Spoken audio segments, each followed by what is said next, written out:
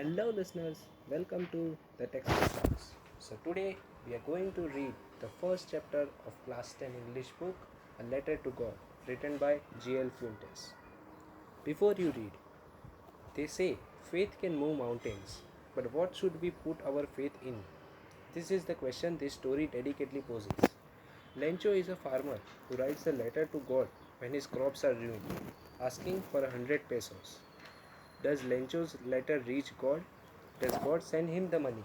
Think what your answers to these questions could be and guess how the story continues before you begin to read. So let's start the lesson. The house, the only one in the entire valley, sat on the crest of a low hill.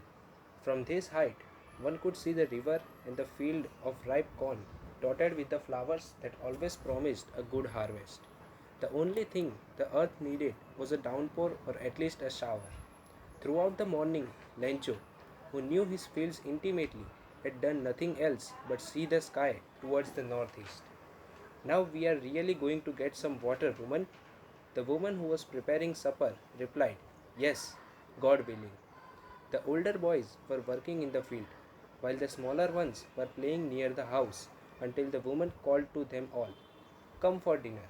It was during the meal that, just as Lencho had predicted, big drops of rain began to fall.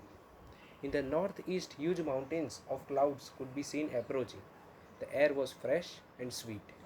The man went out for no other reason than to have the pleasure of feeling the rain on his body, and when he returned, he exclaimed, These aren't raindrops falling from the sky, they are new coins. The big drops are 10-cent pieces, and the little ones are fives. With a satisfied expression, he regarded the field of ripe corn with its flowers, draped in a curtain of rain. But suddenly, a strong wind began to blow, and along with the rain, very large hailstones began to fall. These truly did resemble new silver coins. The boys, exposing themselves to the rain, ran out to collect the frozen pearls. It's really getting bad now, exclaimed the man. I hope it passes quickly. It did not pass quickly.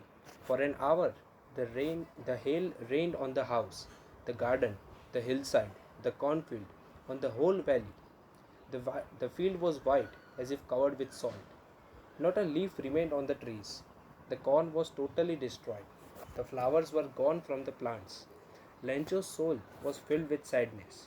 When the storm had passed, he stood in the middle of the field and said to his sons, A plague of locusts would have left more than this. The hail has left nothing. This year we will have no corn. That night was a sorrowful one. All our work for nothing. There's no one who can help us. We'll all go hungry this year. But in the hearts of all who lived in that solitary house in the middle of the valley, there was a single hope, help from God. Don't be so upset, even though this seems like a total loss. Remember, no one dies of hunger. That's what they say, no one dies of hunger. All through the night, Lencho thought only of his one hope, the help of God, whose eyes, as he had been instructed, see everything, even what is deep in one's conscience. Lencho was an ox of a man, working like an animal in the fields, but still he knew how to write. The following Sunday, at daybreak, he began to write a letter which he himself would carry down to town and place in the mail. It was nothing less than a letter to God. God, he wrote, if you don't help me, my family and I will go hungry this year. I need 100 pesos in order to sow my field again and to live until the crop comes. Because the hailstorm, he wrote to God on the envelope, put the letter inside, and still troubled, went to town.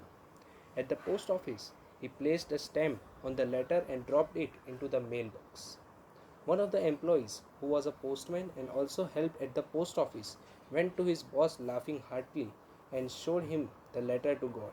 Never in his career as a postman had he known that address. The postmaster, a fat, amiable fellow, also broke out laughing, but almost immediately he turned serious and tapping the letter on his desk, commented, What faith! I wish I had the faith of the man who wrote this letter, starting up a correspondence with God.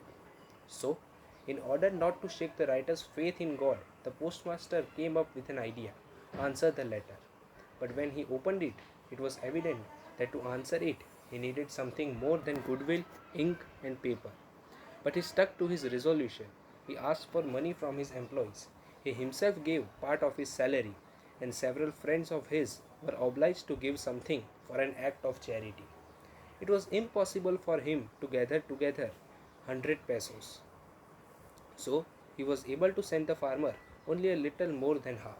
He put the money in an envelope addressed to Lencho, and with it a letter containing only a single word as a signature: God.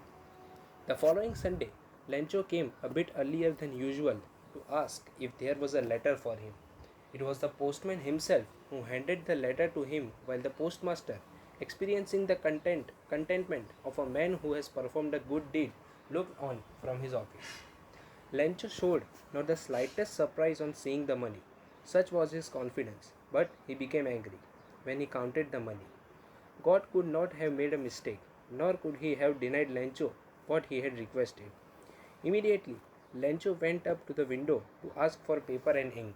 On the public writing table, he started to write, with much wrinkling of his brow, caused by the effort he had to make to express his ideas.